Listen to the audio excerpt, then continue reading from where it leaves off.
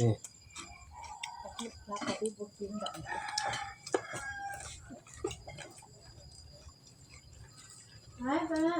ปลานี่ก็บ่กินวะ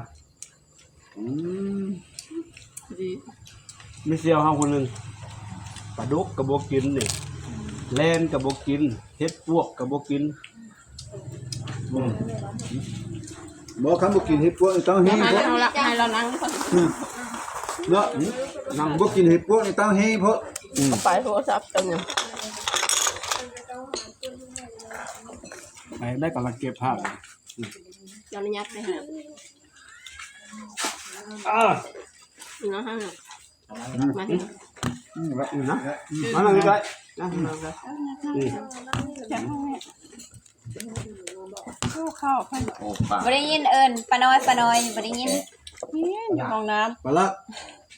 อัน ำได้ถูก ก่อนเมื่อวานเมื่อวาน ก็จะเอาอันนี้บ่สิเอาเบียร์ เมื่อวานตัวเล็กมาโอ้อันนี้ก็เรา อีก แล้ แล้ว ก่อน เมื่อวานตัวเล็กว่าสิต้มกิน อีก ผม แล้ว เมื่อวาน จะกิน มาก็เลยว่าสิต้มเดี๋ยวนี้โทรหากับว่าไปลงเบียร์ เขา ของ กิน เขา แบบนี้ค่ะเจ้าอ่ะ เรียกมุกเมาอ่ะ เจ้า กายว่าง าม เพราะอันนั้นเด้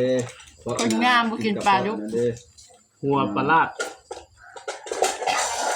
ทีมงานเขาเด้ มาคั่วกับแก้ อันน่ะมุกกินน้ำตาลคือว่า ก็คือข้าวเสือแล้วฮะน้อยข้าวสารอะไรทีมงานเขานะก็มือจังพาเด้ อันใดกระฮ้อนมาได้ดิเนาะเจนกระฮ้อนอันนี้ก็ออก คั่วอะไรเต้วันนี้บ่คั่ว เบื่อ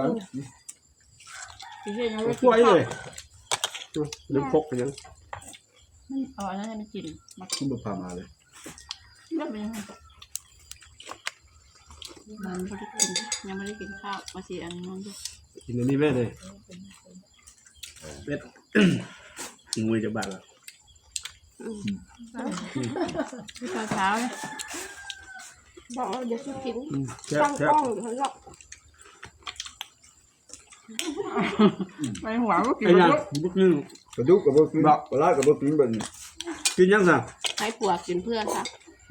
กินแล้วนั่นแม่ โอ้พวกแกอย่ามาเป็นห่วง คอยบุกกิน โอ้ยพวกแกกินโลด เจ้า บุกกิน เอาเบียร์ คือเบาใบนั้นมากินนั่งค่ะ เบียร์ปอง แต่บุกปุ๊ก โอ้ใบความกล้ามขนาดนั้นนั่นก็บุกเก็บค่ะ สบุกปุ๊ก กล้ากัน เฮ้ย กาดคืนนี่มัน เฮ้ยที่กินบ่ข้าวเนี่ย เป็นคนผู้กิน ใบกล้ามขนาดใส่ สลัดน้ำครับเฮ้ยที่กินบ่ข้าว มื้อ นี่ มาจังถึงหน่วยมา ฮะ มื้อ บุกกินแล้ว เจ้าเจ้าที่บอกมื้อนี่ ก็พอเห็นเมื่อวานข้าวกระดานเก็บหลังก็ แม่นว่านักได้ เขาใส่สองเขาเราใส่เสื้อละส่วนเอาแม่เหรอ เมื่อ เมื่อวานเนี่ย ทุกมื้อ ไล่ที่เฮาห่อนหินล้างหินนะมันเปื้อนเนาะ พอเจ้า นักมันหา แล้วพอเจ้ามาแล้วเนี่ยผมก็ให้เทจุ่มแถวเนี่ยเท เขา นี่ บอกให้เอาใส่ นัก เสื้อ เป็น ส่วน เป็นช่วงไปเนาะท่านผู้ใดเฮ็ดนักก็ถือว่าได้บุญหลายไปเอ้าก็แม่นดูไปเฮ็ดน้ำวัด บ่ไปกับไหวก็เนาะ ได้อยู่ เป็นแล้วเลย เดื เด้ อนเดียวใกล้สิแล้วแล้ว คันว่าเทียบใส่อันอยู่พ้นจีนเฮายังแล้วไว้กว่านี้เนาะแม่นบ่นี่ ไหว ต้อง แล้ว พอดกับเจ้าหน่อยนี่ทีมงานทา บ่สร้างเลยนะคาดบ่ได้ ผ่านไหมหน่วยพนักงานแห่ง200,000กูเก็บบัตรอีก50,000เป็น250,000พวกพนักงานเท่านั้นเพิ่นว่า เด็ก มันเงินวัดเขาเจ้าพนักงาน ที่เอา อุ้มอันทุกหมอเขาเจ้าเก็บอัน ปัสสาวะละอันน่ะเงิน 50,000 ไม่ใหญ่แล้วให้ผัวจะได้ให้อันนี้ได้ให้ เอา ผัว เลย จะบอก เยอะนำหัวนะหน่วย จังว่าหน่วยอันทุกหมอนะเนี่ยบ่อยากมีไผมาหน่วยวัดเขาก็เอา50,000คือนางโหดแล้วว่า เอาเต้นในหน่วยตกลงกัน ในหน่วยอะไรเอาจะบ่ไปจากเทื่อสิ แก้มแล้วแก้มบ่ให้กินบ่ให้กินน้ำได้ เกี่ยวกับในบ้านว่า ยังว่าได้ แบบสันแบบสีนะ มีจังหวัดนั้นหน่วยกับเจ้าเอ้าบางคนนั่น หน่วยอ่ะนะว่าจะเฮ็ดไปเฮ็ดกินนำกันก็ได้หรือว่าเฮ็ดเอื้อนไปเอื้อนมันรับไปกินซุ่มกันก็ได้ บ้านให้เพิ่นก็บ่ได้ว่าเนาะ เออ เริ่มกินเบียร์เริ่มกินข้าวน้ำ แล้วแบบว่าอันนี้ครับ เยอะอะไรเข้านั่น เป็นบุญมันก็บ่แม่นว่าบังคับถึงด้านนั้น นั่นแหละ กูเลิกกินเบียร์แล้วกินข้าวน้ำกูเลิกกินเบียร์แล้วเพิ่งกิน เป็นไหม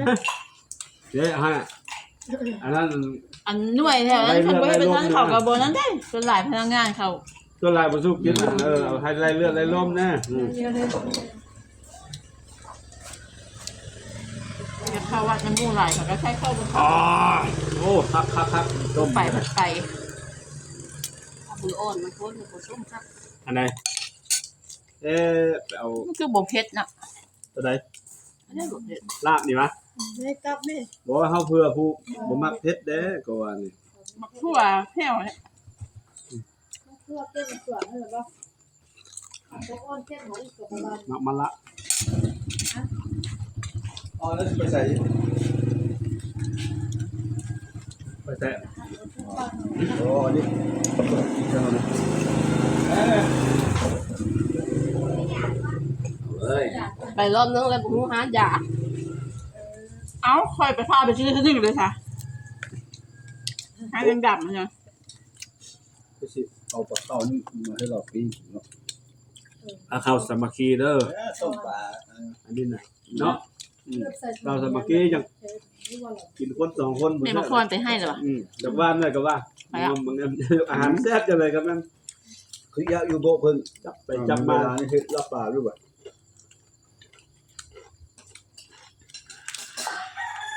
น้ำโคกกันย่างเด้อ ให้กระเพาะ โอ้ย ทางรักษาบุญ จับปุ่นจับ ทางรักษาบุญเสร็จมา อย่าให้กินซอยจุให้เบิ่งเลยแบบนั้นเฮ้ยพี่น้องแล้วยังกินหลายแนวครับจะได้เรื่องอะไรบ้าง ถ้าติดมือนะปลายปูละ เดือน ก็ไปแล้ว เข้าจิ้ม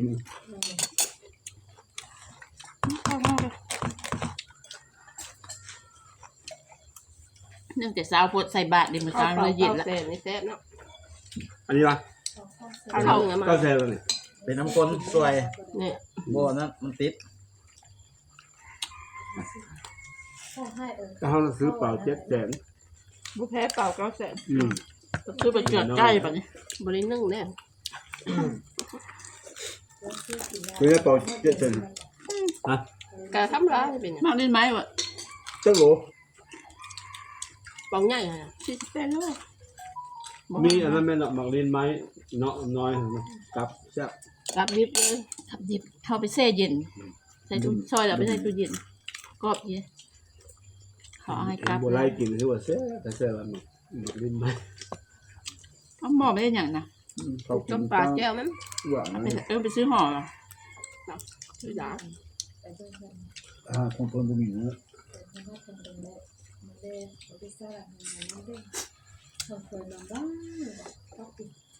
เป็นที่ไป กินดิบ ใช่ยังมันหรือว่าเสร็จเลย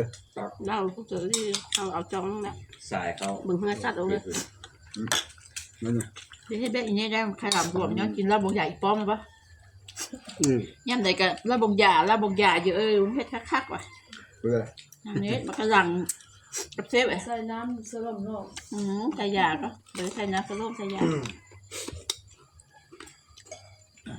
นั่นใส่ยาหลายแค่มาใครรับเราบางอย่างพวกห้างไม่ห้างอ่ะอันนั้นใส่ยาหลายเกิน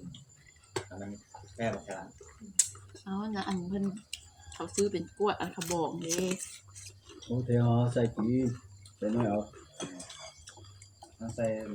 เป็นยังไง ไอ้โจนบ่ แน่เลย เป็นวินนะ เด็กจุ้ยเลยได้ห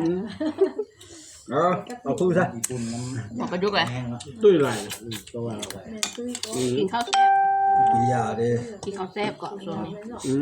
ข้าวแซ่บ เป็นเบ่งเมื่อไรได้หา กายพวก กินแล้วกระบุอิ่ม เพ อ่ะ ราะว่าอันนี้ท่านผู้ใด มัน65ล่ะ คือว่า 10 บาทแล้ว ผัวหันเอาใจใส่ แม่นแหละ เลี้ยงดูมีหันได้ คือเฮาให้มา เด้อัน เดิน นี้ ไปเลยดิ บอกใจใส่เลี้ยงดูกันน้อยกันน้อย นะ พอใจใส่แท้ก็ แม่นว่าเขาว่าขึ้นน้ำพันน้ำอย่างไรบ่แม่นล่ะ บอก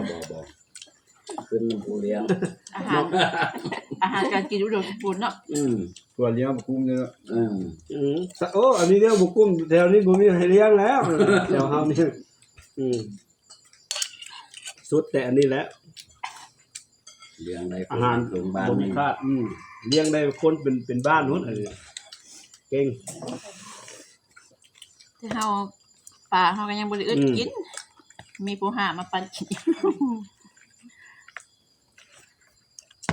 เปล่าเหงื่อจังมากันเลยบ้านนี้ อยู่ไกลคนมัน ฮ้อน กินนะอยู่ไกลคนขี้ค้านกับบ่ได้กิน คุณเจ้าคุณเจ้าแบบนี้แหละ ถ้าเฮานี่แหละ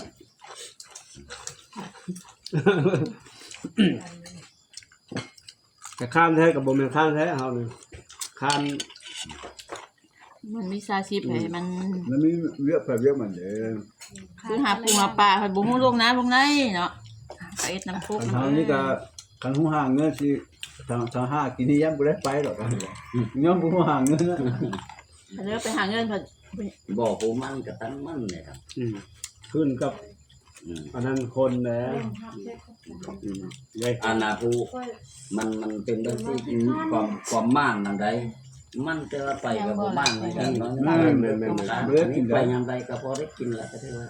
โอ้จังดวงเมื่อวานข้าวอ่างนึง ทางบกทางน้ำได้หม วั ด นนี้ก็เต็มกระเจ้าเอาไป ให้กินข้าวหา เราให้ปลาแพร่น่ะคือมงแพร่น่ะ ฝันเลยค่ะ ใช่ป่ะ นี่คือเรา